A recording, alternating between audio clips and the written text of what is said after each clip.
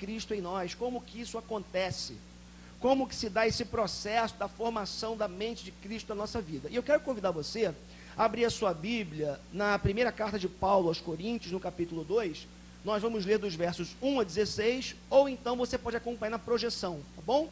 Temos aqui na projeção, para aqueles que não têm Bíblia, que não trouxeram, embora eu aconselhe você sempre a trazer a sua Bíblia. Se você preferir ler aqui na projeção, você pode acompanhar, tá bom?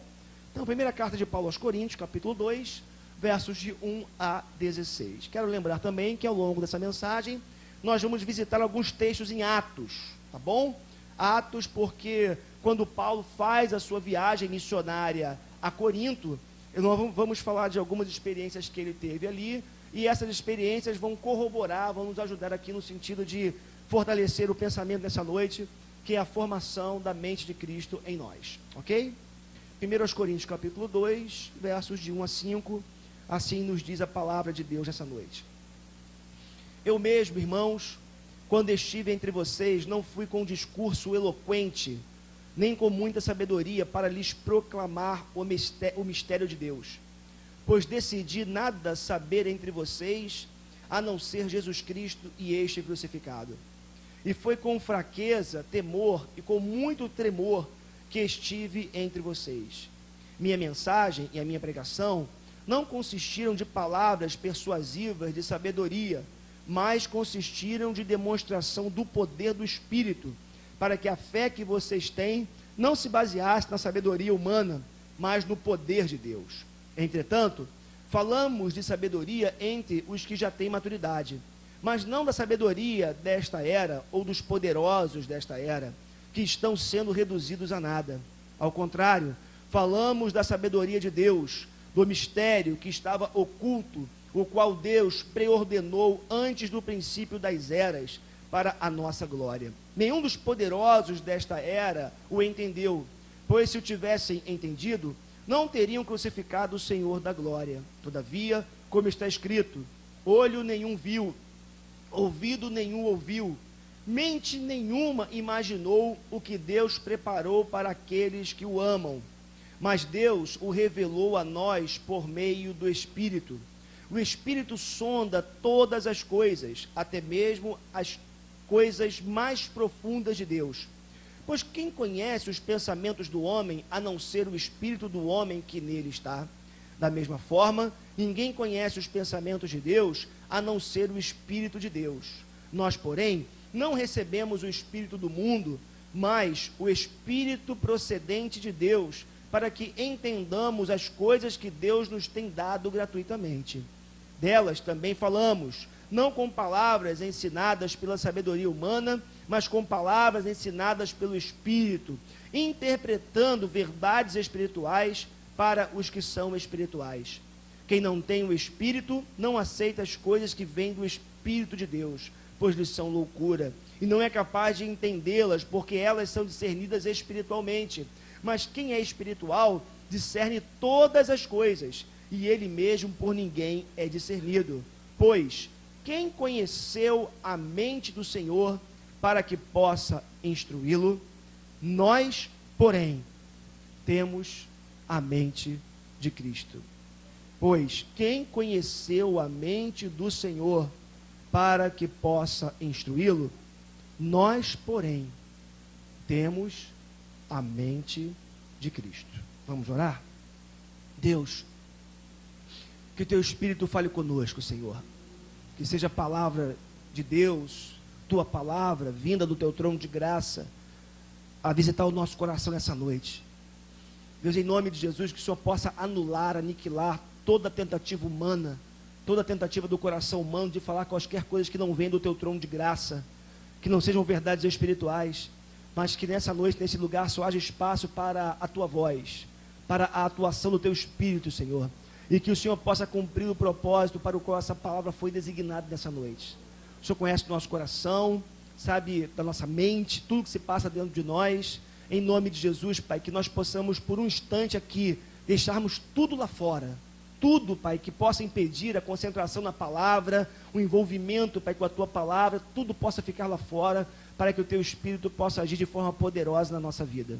Estamos aqui porque te amamos, mas estamos aqui também porque precisamos desesperadamente do Senhor.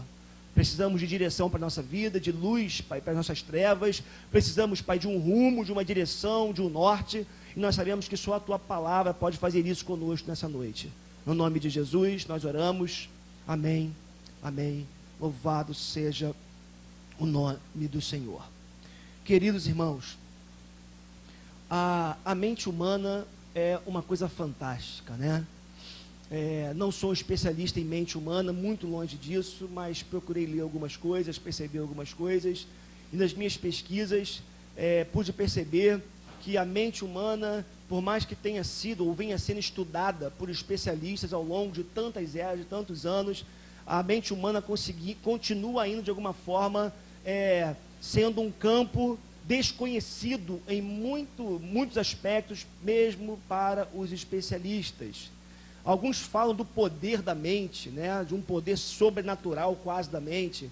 Você vê cenas, às vezes, na televisão, de um sujeito pegando apenas com o olhar, né? Com o poder da mente, fazendo coisas assim inimagináveis. E você fica, será que esse negócio é verdade? Será que realmente a mente tem esse poder?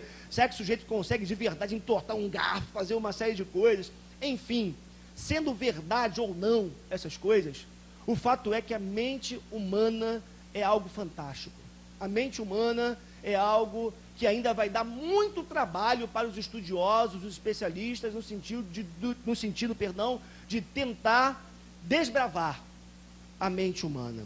Para que a gente possa entender um pouquinho mais, e eu, como eu falei para vocês, eu não sou especialista na mente, mas lendo um pouquinho, eu vi algumas coisas interessantes. Para a gente poder entender um pouco a mente humana, primeiro eu queria que você entendesse que a mente, ela é o estado de consciência ou subconsciência que possibilita a expressão da natureza. Então a gente pode dizer que a mente humana, quando a gente se refere a esse termo, a mente humana, significa tudo o que você constrói ao longo de toda a sua vida, no sentido de percepção, conhecimento, apreensão da verdade, é todo um universo de conhecimento da realidade, quer interior, quer exterior. Então, como eu coloquei aqui, a mente, ela é o estado de consciência ou de subconsciência, porque alguém já disse que o consciente é apenas a ponta de um iceberg. Existe todo um conhecimento, existe todo um universo, melhor dizendo, que a gente sequer sabe que existe dentro da gente. Então, ela é um estado de consciência ou de subconsciência que possibilita a expressão da nossa natureza. Então, se você se manifesta no mundo visível, se você é o que você é, se você fala o que você fala, se você age da forma como você age, tudo isso você deve à sua mente. É ela que vai, dentro desse universo, quer consciente, quer subconsciente, que vai fazer com que você se expresse no mundo visível e material. Avançando um pouco mais, a mente, é um conceito utilizado para descrever as funções superiores do cérebro humano, relacionadas à cognição, o aprendizado e ao comportamento. Tem a ver com a forma como você interpreta as coisas. Eu estou trazendo uma mensagem para você nessa noite e você vai fazer uma interpretação do que vai ser pregado. Isso você vai fazer através da sua mente, os seus desejos, o seu temperamento, a forma como você se expressa por meio da linguagem e mesmo os 5 sentidos que fazem com que você apreenda o conhecimento do mundo exterior estão relacionados diretamente à sua mente. A sua mente é que vai fazer com que você se relacione tanto com esse universo interior, quanto com esse universo exterior, que é o mundo que nos cerca. Etimologicamente, né, falando da origem da palavra, o termo vem do latim, mentem, que tem o significado de pensar, conhecer, entender e até medir.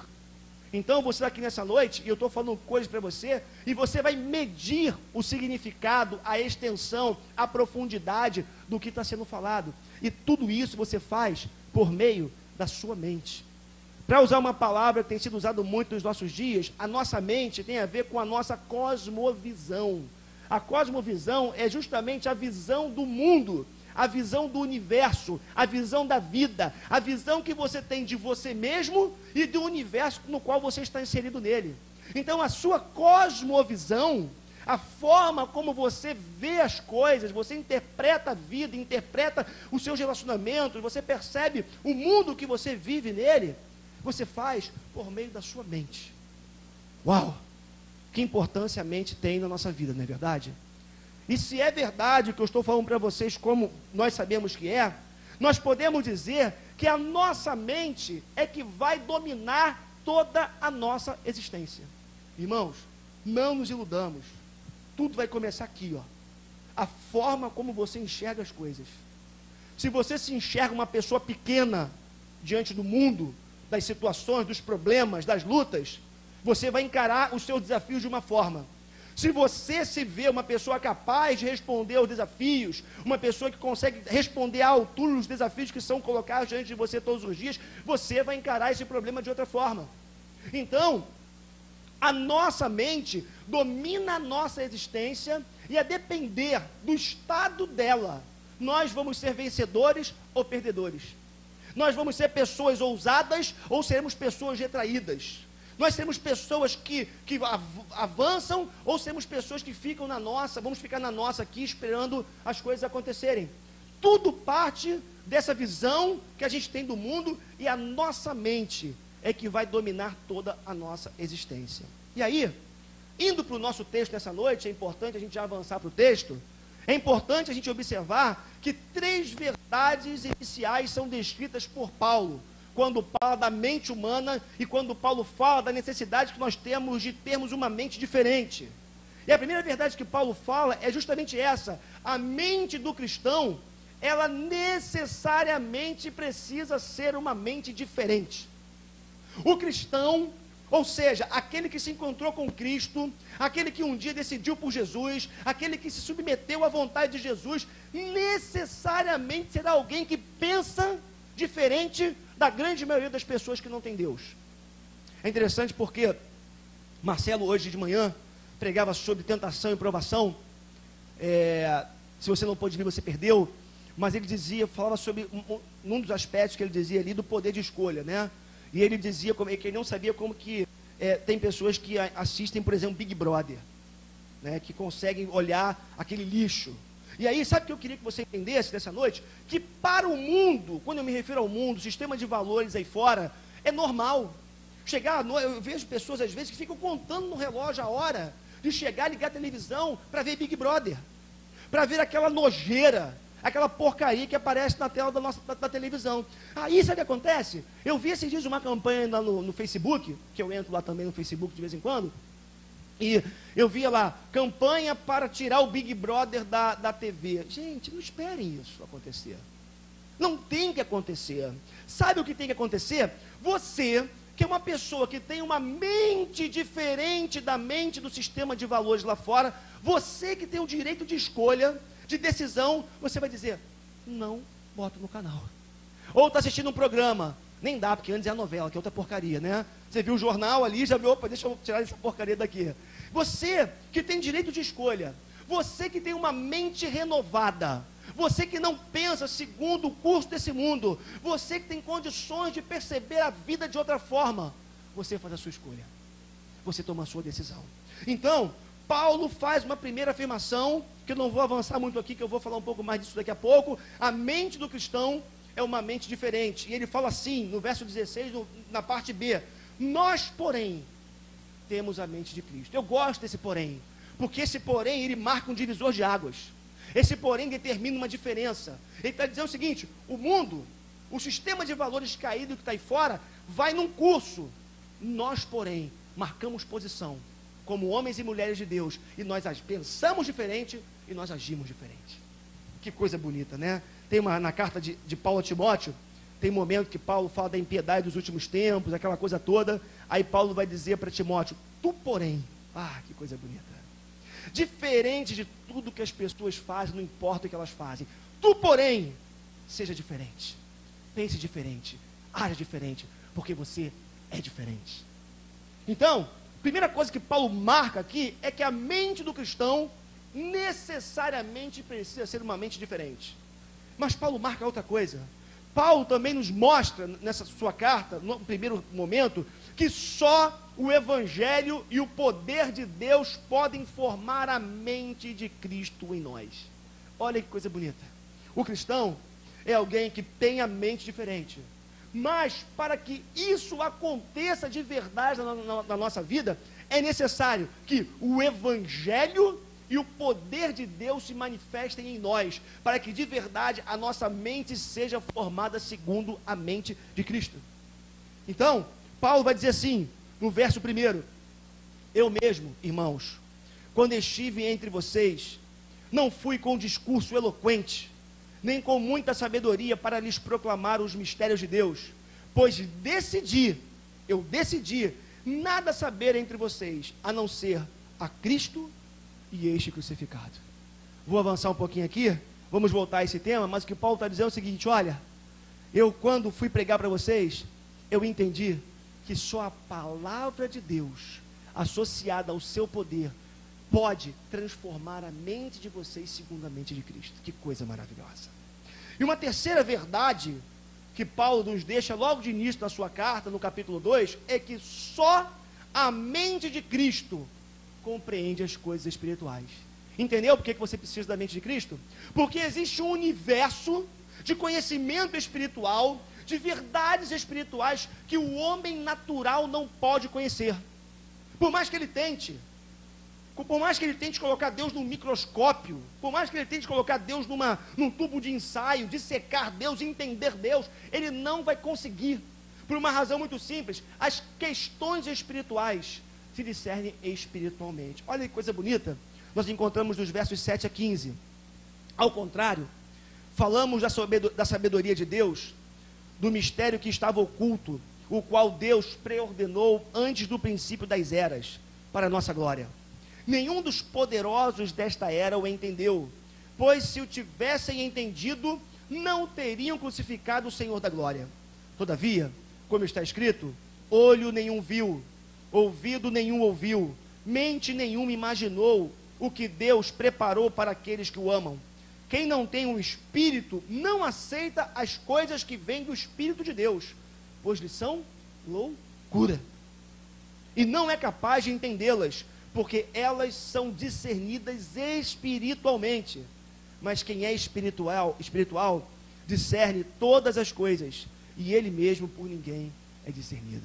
Só para resumir o que Paulo está falando aqui, Paulo está dizendo o seguinte: existe um universo espiritual, de verdades espirituais, que tem a ver com a nossa vida, com mistérios de Deus que estavam ocultos e que foram revelados ao longo da história. Paulo está dizendo o seguinte: Deus revelou esse mistério em muita medida, mas tem um detalhe, somente os espirituais, somente aqueles que têm a mente de Cristo, conseguiram perceber, entender e aceitar os mistérios de Deus. Irmão, irmã, se você quiser entender alguns mistérios de Deus, você vai ter que ter a mente de Cristo. Se você quiser entender, perceber, viver algumas realidades espirituais, você vai ter que ver a mente de Cristo sendo formada em você diariamente.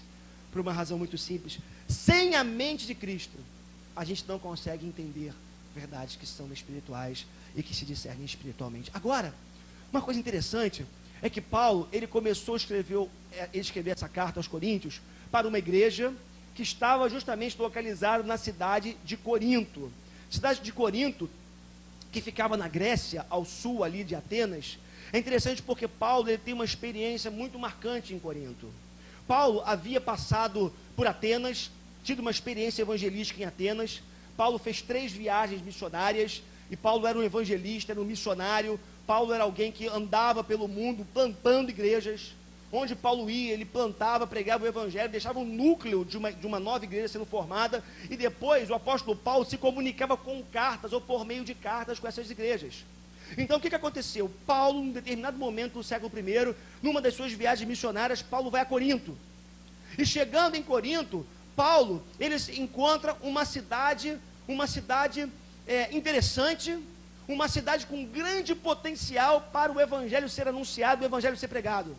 E aí, irmãos, o que me chama a atenção é que essa cidade de Corinto, um grande centro político, cultural, social, econômico daquele tempo, Paulo viu ali, como eu falei para vocês, um grande potencial para plantar a semente do evangelho. Para a gente conhecer um pouco a cidade de Corinto, é interessante porque era uma cidade ou uma sociedade extremamente hedonista. Os corintianos, estou brincando, não eram corintianos, né? Os corintos, eles tinham uma necessidade, uma vontade muito grande, um desejo muito grande de se lançarem aos prazeres. O hedonismo, né? Essa palavra significa justamente a busca excessiva pelo prazer. Pessoas que vivem e são dominadas por essa busca. E a cidade de Corinto é interessante, porque a Grécia como um todo, aquele mundo ali do primeiro século como um todo ali, que girava ao redor da cultura grega, era um mundo profundamente hedonista, que vivia buscando prazer.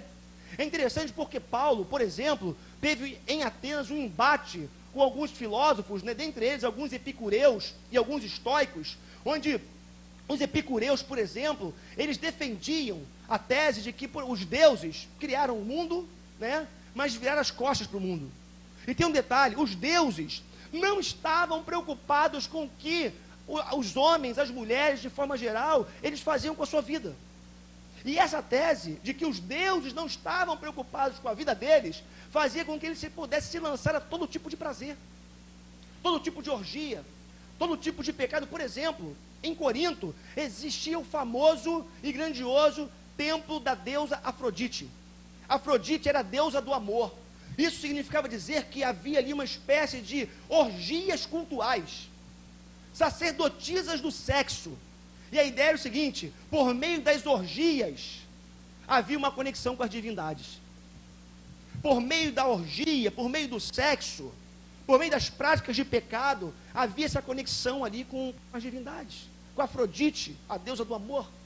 E aí, a cidade, ela cheirava sensualidade. Qualquer semelhança não terá sido mera coincidência com os nossos dias. Cidade maravilhosa, né? Hoje conhecida como um dos melhores pontos turísticos gays do mundo. E aí, queridos, a sensualidade naquela cidade, o hedonismo a toda. Essa era a cidade de Corinto. Era para essa gente que o apóstolo Paulo estava pregando e começou a plantar uma igreja. Era uma cidade imoral e idólatra, como eu falei para vocês, o templo de Afrodite. Era uma cidade desenvolvida no comércio. Quem já estudou um pouco sobre a cidade de Corinto, Atenas antiga, Corinto era uma cidade portuária. Muitos marinheiros passavam por ali, era um grande centro comercial. Imagina só, era um lugar de onde afluíam pessoas do mundo inteiro, se cruzavam em Corinto. O sujeito aparecia, ele curtia uma noite, bebia com os amigos, ia para as noitadas, ficava uma noite, 2 noites em Corinto, depois dava fora. Não ficava ali, não tinha compromisso, não tinha raiz. Essa era Corinto, mas uma cidade com um comércio extremamente desenvolvido. E era uma cidade que era também fonte do saber, fonte cultural, próxima de Atenas, que era o grande polo cultural, por assim dizer, do saber, muito próximo, onde a filosofia, ela respingava de alguma forma ali em Corinto, influenciava a vida das pessoas, como eu falei para vocês, filósofos, epicureus, estoicos, naquele contexto ali, influenciando a forma de pensar das pessoas. Meus irmãos, sabe qual foi a única chance, ou qual seria, ou qual foi de verdade a única chance daquela igreja plantada por Paulo naquela cidade, ela dar certo? O investimento para que pessoas tivessem em si formada a mente de Cristo. Um lugar como aquele, ou um lugar como o que nós vivemos hoje na cidade do Rio de Janeiro, não existe outra maneira de uma igreja dar certo, de um projeto de Deus dar certo, fora da formação da mente de Cristo na vida das pessoas que vão ser alcançadas. Ou o evangelho entra, ou a palavra genuína de Jesus é pregada, e as pessoas vão sendo formadas segundo o caráter de Cristo, ou nada vai mudar na nossa sociedade. Eu dizia para vocês, eu acho que na semana passada, não me lembro, se foi na pregação ou antes da pregação, que a nossa cidade, nosso país, que é um país hoje que dizem que tem 40 milhões de evangélicos, não sei se esse número confere, né? Ou seja, 40 milhões de evangélicos num país de 200 milhões, né? Eles dizem que até tem mais pessoas do que isso, são mais milhões do que isso. Irmãos, alguma influência tinha que acontecer nesse país. Alguma mudança significativa deveria estar acontecendo na nossa nação. Agora, o que você vê? Você vê um inchaço da igreja, você vê uma explosão do gospel, do universo gospel, mas você vê pouca transformação na vida das pessoas. Sabe por quê? Porque a gente vive um momento da história no nosso país, onde, como eu falei para vocês, a igreja cresce, mas eu não sei se o evangelho se expande na mesma proporção do crescimento da igreja. Eu não sei se a mente de Cristo está sendo plantada, ou criada, ou formada na vida das pessoas que estão sendo arrebanhadas, por assim dizer, pela igreja de um modo geral. E sem me eximir da responsabilidade aqui também, porque responsabilidade é minha e é nossa também, não quero me tirar disso aqui.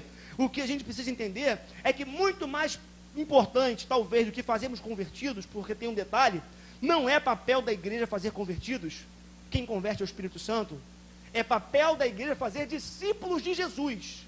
Se a igreja se preocupar em formar discípulos com a mente de Cristo, irmãos, aquela palavra de Mateus 16, quando na revelação de Pedro, quando Jesus vira para Pedro e fala assim: Pedro, o que você falou é verdade, de verdade eu sou o Cristo, e sobre essa pedra edificarei a minha igreja. E Jesus fala mais, e sobre essa pedra, Jesus fala mais, e as portas do inferno não prevalecerão contra a minha igreja. Irmãos, se a igreja de Jesus hoje for formada por homens e mulheres que têm a mente de Cristo, de verdade, o inferno vai se abalar. De verdade, o mundo aí fora vai se abalar. Sabe por quê? Porque homens e mulheres formados com a mente de Cristo avançam em direção do mundo, quebram as barreiras, quebram as cadeias, avançam em direção àqueles que estão perdidos, sofrendo, desesperados, levando vida e esperança para aqueles que estão lá fora. Agora, uma igreja que só cresce institucionalmente, mas não cresce na formação do caráter de Cristo e na formação da mente cristã, da cosmovisão cristã, essa igreja, talvez ela ganhe status, como aconteceu no século IV, quando o cristianismo se tornou a religião oficial do império, e foi muito legal, porque passado da perseguição ao status de religião oficial e liberdade para pregar, mas talvez a gente possa estar vivendo hoje, no século XXI, aquilo que foi vivido na Idade Média, que ficou conhecido, como Idade das Trevas, onde havia liberdade religiosa, havia liberdade de alguma forma do sujeito cultuar a Deus, até porque o cristianismo se tornou a religião oficial do império, mas havia pouca espiritualidade, pouca devocionalidade, pouca transformação e mudança na vida das pessoas. Agora, irmãos, Paulo usou algumas estratégias para alcançar os coríntios, para formar a mente de Cristo. Paulo usou algumas estratégias que eu reputo serem extremamente importantes para a igreja hoje. Em primeiro lugar, Paulo, ele fez a junção, ele se utilizou da palavra e do poder de Deus. Olha que coisa bonita a gente encontra. Pois decidi, já lemos esse texto, nada saber entre vocês, a não ser Jesus Cristo e este crucificado. Para aqui um pouquinho. Sabe qual é a ideia que me dá? Que me vem à mente? Paulo ficou mais de um ano pregando uma única mensagem entre os coríntios. Paulo não se utilizou de psicologia, Paulo não se utilizou de filosofia, Paulo não se utilizou de quaisquer outras estratégias. Paulo decidiu falar da cruz, da ressurreição, do poder de Deus na vida das pessoas. Interessante, porque antes de ir para Corinto, Paulo passou por Atenas. E Paulo teve uma experiência interessante, porque, como eu falei para vocês, ele discutiu com os estoicos, com os epicureus, com os filósofos da época, né? E tem um episódio em que, depois do Paulo pregar, e olha que Paulo em Atenas já havia pregado a ressurreição. Aí os epicureus, os filósofos viraram e falaram assim: vem cá, vamos ver o que esse paroleiro está falando aí. Deixa eu ver o que esse falador, esse cara aqui não é um filósofo, porque para eles, quem não era um filósofo, era um falador. Não tinha o que acrescentar, não tinha o que somar. E é interessante, porque quando você vai para Atos, tem essa expressão lá, eles falam: vamos ver o que esse paroleiro está falando aí. Mas tem um detalhe: Paulo, em Atenas, já havia decidido pregar a cruz, pregar o evangelho, pregar o poder de Deus. Mas mesmo assim, vendo a dureza do coração dos atenienses, vendo a dificuldade de mesmo o evangelho genuíno sendo pregado, as pessoas se converterem, Paulo falou assim: não mudarei a minha estratégia. Não importa se vou ser chamado de paroleiro. Não importa se as pessoas não vão dar crédito à minha palavra. Não importa se vão rir de mim, não importa se vão ficar esgotados com essa mensagem, mas eu decidi que a minha mensagem vai constituir de uma única verdade: Cristo ressuscitado. O Cristo que morreu na cruz e se entregou por nós, irmãos. A gente prega a palavra, a gente anuncia o Evangelho, a gente fala de tantas coisas que são importantes para a vida da igreja, para a vida cristã, mas se tem uma mensagem central no Evangelho, é a verdade da cruz. Cristo morreu por você, Cristo morreu por mim, Cristo morreu pelos nossos pecados. O Evangelho exige arrependimento, confissão e contrição. Agora, como eu dizia para vocês, as pessoas não querem ouvir esse Evangelho. Esse é o Evangelho da confrontação. Esse Evangelho da cruz é o Evangelho que te chama para mudança de vida. É aquilo que o João Batista já pregava mesmo antes de Jesus: raça de víboras, quem vos ensinou a fugir da condenação futura? Arrependam-se. Chegar em Atenas ou em Corinto, as pessoas nas maiores orgias, nas maiores festinhas, né? Lá, fazendo aquilo que a carne, o prazer mandava. Paulo chegar e falar assim: ó, a atitude que vocês estão tendo é pecado, é errado. Vocês têm que se arrepender, vocês têm que se converter e abandonar o erro. Foi o que Paulo fez. Era o desafio. É o desafio ainda hoje. E Paulo falou: eu não vou mudar o Evangelho, eu vou pregar Cristo crucificado, porque eu entendo que essa palavra ela é poder de Deus, e é a única coisa que pode mudar esse mundo caído, irmão. Às vezes você reclama tanto da sua casa, reclama do seu local de trabalho, reclama da sua vida, mas eu vou dizer uma coisa para você: o Evangelho de Jesus tem o poder para mudar tudo isso. Sabe qual é o problema? O nosso pouco compromisso com essa palavra e com esse poder de Deus. Olha que bonito, um capítulo antes do capítulo 2, que é o capítulo 1, claro, de 1 Coríntios, entre os versos 18 e 25, a palavra fala assim: pois a mensagem da cruz é loucura para os que estão perecendo, mas para nós que estamos sendo salvos é o poder de Deus. Aleluia por isso. Pois está escrito: destruirei a sabedoria dos sábios e rejeitarei a inteligência dos inteligentes. Onde está o sábio? Onde está o erudito? Onde está aquele que me chama de paroleiro? Onde está o questionador desta era? Acaso não tornou Deus loucura a sabedoria deste mundo? Visto que na sabedoria de Deus o mundo não o conheceu por meio da sabedoria humana. Agradou a Deus salvar aqueles que creem por meio da loucura da pregação. Os judeus pedem sinais miraculosos e os gregos procuram sabedoria. Nós, porém, pregamos a Cristo crucificado, o qual de fato é escândalo para os judeus e loucura para os gentios, mas para os que foram chamados, tanto judeus como gregos, Cristo é o poder de Deus e a sabedoria de Deus, porque a loucura de Deus é mais sábia que a sabedoria humana, e a fraqueza de Deus é mais forte do que a força do homem. Que coisa maravilhosa. Sabe qual é a palavra que Paulo usa no grego, quando ele fala que a palavra da cruz, a mensagem da cruz é loucura para os que se perdem, mas para nós é o poder de Deus? A palavra poder, aqui no original grego, é dinamos, da onde vem a palavra dinamite. O que Paulo está dizendo é que essa mensagem da cruz, ela é o poder, a dinamite explosiva de Deus, que tem o poder de romper com todas as cadeias, com todas as barreiras, com tudo aquilo que se manifesta como dureza, como resistência à pregação do Evangelho. Irmãos, nós podemos pregar quaisquer coisas, mas se nós não pregarmos o Evangelho, a dureza do coração humano não é implodida ou explodida. Você pode anunciar qualquer mensagem, você pode falar qualquer coisa, mas se você não entrar na essência do Evangelho, um coração endurecido e petrificado pelo pecado não é transformado. Você pode pregar qualquer coisa, mas se você não fala da cruz, se você não fala de arrependimento, se você não fala de mudança de vida, eu não estou falando de ser moralista, não. Você pode pregar a cruz e falar de arrependimento sem ser moralista.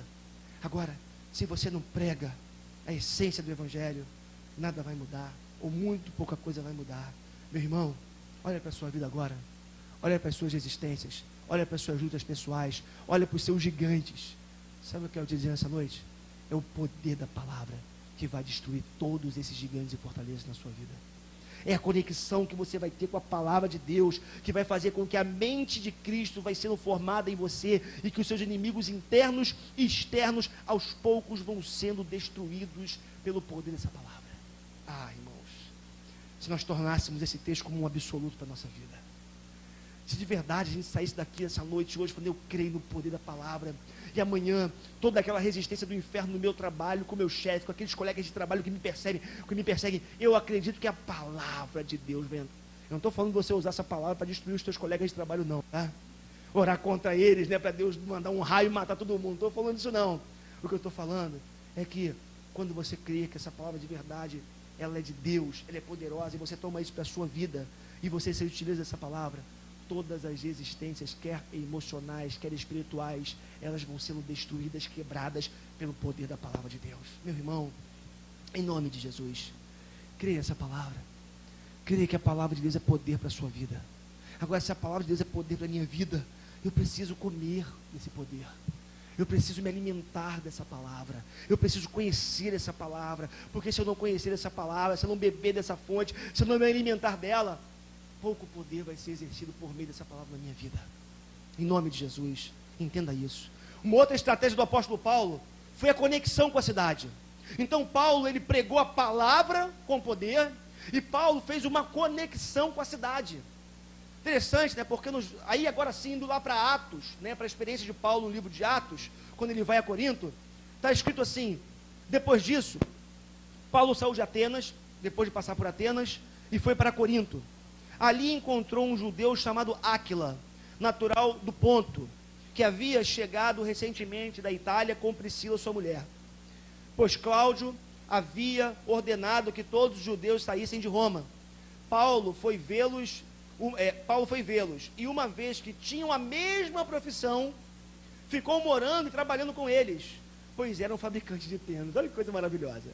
A gente sabe que teve um período da vida de Paulo, como missionário, Paulo dependia da igreja, dependia das ofertas, mas durante um período, o texto de Atos nos informa, e o próprio Paulo também nos informa, que Paulo, ele trabalhou junto com o ministério.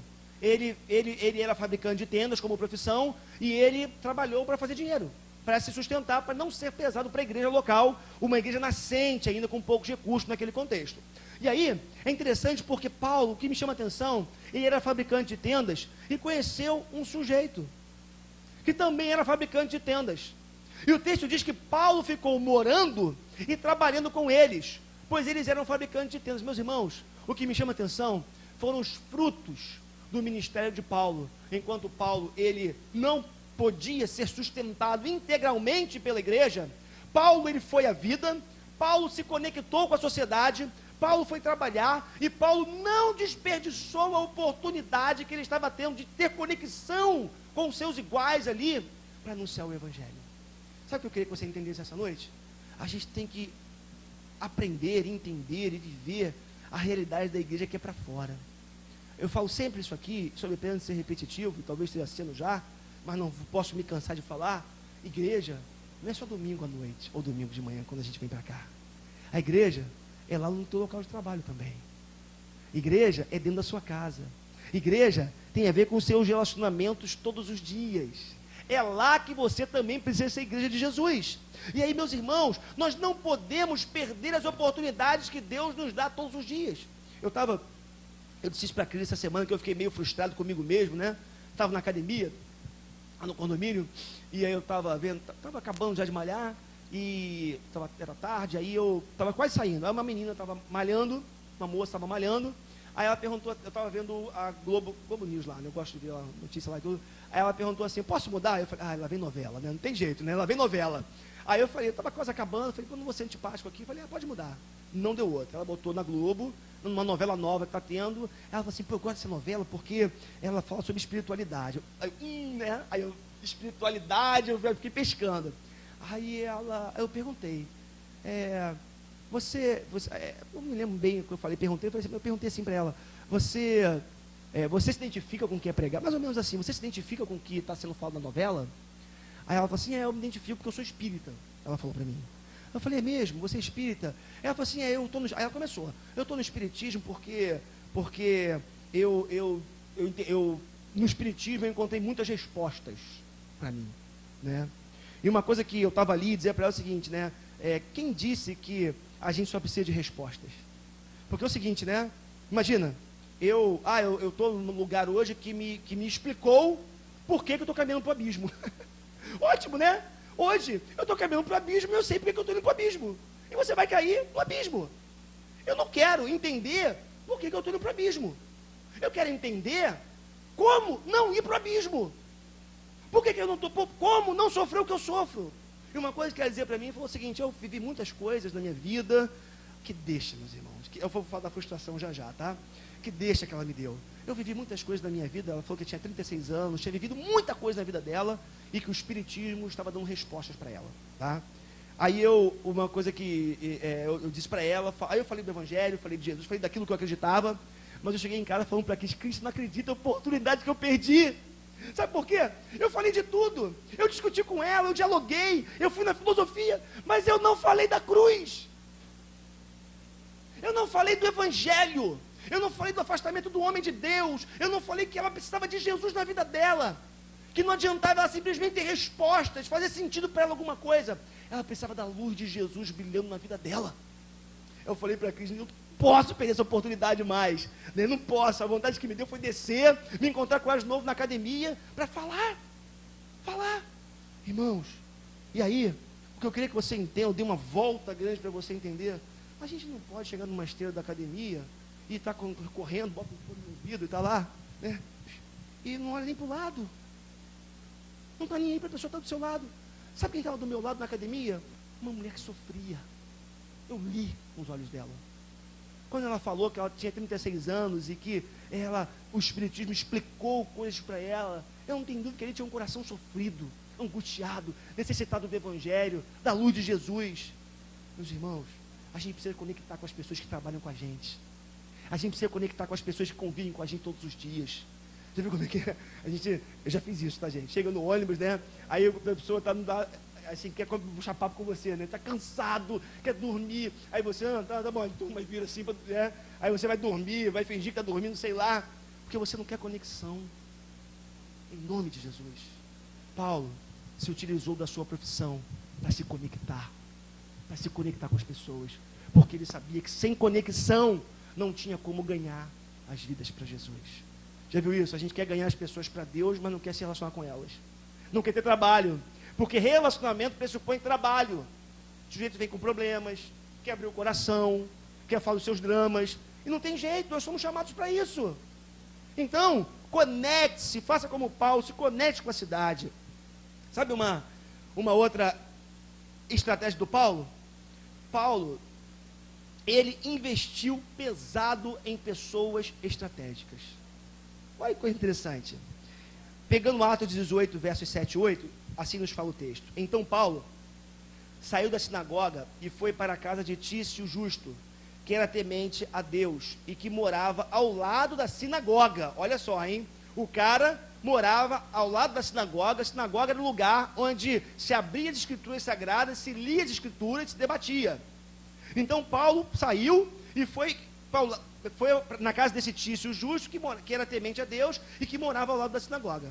Crispo, chefe da sinagoga, creu no Senhor, ele e toda a sua casa, e dos coríntios que o ouviram, muitos creram e eram batizados. Olha que coisa bonita. Paulo não era elitista. Quem lê as cartas de Paulo vê que Paulo era alguém extremamente amoroso. Paulo, ele era um homem de Deus a todos. Mas o que me chama a atenção é que mesmo sem ser elitista, Paulo entendia que ele precisava alcançar pessoas estratégicas. Irmãos, a gente quer alcançar essa escola, não quer? Imagina se a gente ganhar a diretora dela para Jesus. A porta aberta. Pessoa estratégica. Imagina, você sofre no teu trabalho, tem problemas lá. Imagina se você ganha o seu gerente para Jesus. Imagina, minhas filhas estudam aqui atrás no Garriga, se os donos do Garriga se encontram com Cristo. O que eu queria que você entendesse essa noite é que por mais que nós tenhamos que pregar para todas as pessoas, quando a gente alcança pessoas estratégicas na sociedade ou dentro do nosso contexto de vida, as portas se abrem para que o Evangelho penetre. Paulo havia entendido isso. O chefe da sinagoga se converteu. Imagina, o chefe da sinagoga se converteu. As portas se abrem. As portas se abrem. Um homem influente, conhecia muita gente. Eu gosto muito de um texto, vou lá no Antigo Testamento agora, segundo o livro dos Reis, capítulo 2, versos de 19 a 22. Olha só. Alguns homens da cidade foram dizer a Eliseu: Como podes ver, esta cidade está bem localizada, mas a água não é boa e a terra é improdutiva. E disse ele: ponham sal numa tigela nova e tragam-no para mim. Quando a levaram, ele foi à nascente, jogou o sal ali e disse: assim diz o Senhor, purifiquei esta água, não causará mais mortes, nem deixará a terra improdutiva, e até hoje a água permanece pura, conforme a palavra de Eliseu. Olha que coisa bonita. Havia um problema. A água da cidade era má, era de péssima qualidade. Foram reclamar com Eliseu porque a água da cidade, parece que em Jericó, depois você pesquisa direitinho isso, não me falha a memória, a água era ruim, ok?